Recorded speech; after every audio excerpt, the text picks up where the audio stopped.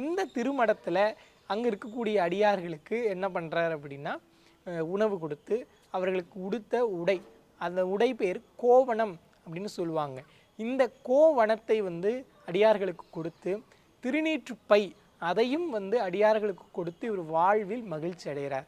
இப்படியே போய்கிட்டு இருக்கக்கூடிய ஒரு சூழலில் சிவபெருமான் கைலையிலிருந்து புறப்பட்டு நேரடியாக அமர்நீதி நாயனாரினுடைய திருமடத்திற்கு எழுந்தருள்கிறார். இப்படி எழுந்தருளிய சிவபெருமான் எப்படி எழுந்தருள்கிறார்னா, அவர் கோவணத்தை உடுத்தி வராராம். அதாவது வேதங்களை மறைக்கக்கூடிய கோவணம் அப்படின்னு சேக்கிலார் இதை அடையாளப்படுத்துகிறார். அதாவது கீழ் ஆடை அப்படின்னு நம்ம அதை சொல்லி நம்மளே அடையாளப்படுத்தலாம். இதை வேதங்களை மறைக்கக்கூடிய கோவணத்தை அணிந்தவரான எம்பெருமான் இந்த அமர்நீதி நாயனாரினுடைய இல்லத்திற்கு எழுந்தருள்கிறார். இப்படி எழுந்தருள் உடனே அமர்நீதி நாயனார் பார்த்து அவரை உள்ளன்போடு வரவேற்கிறார்.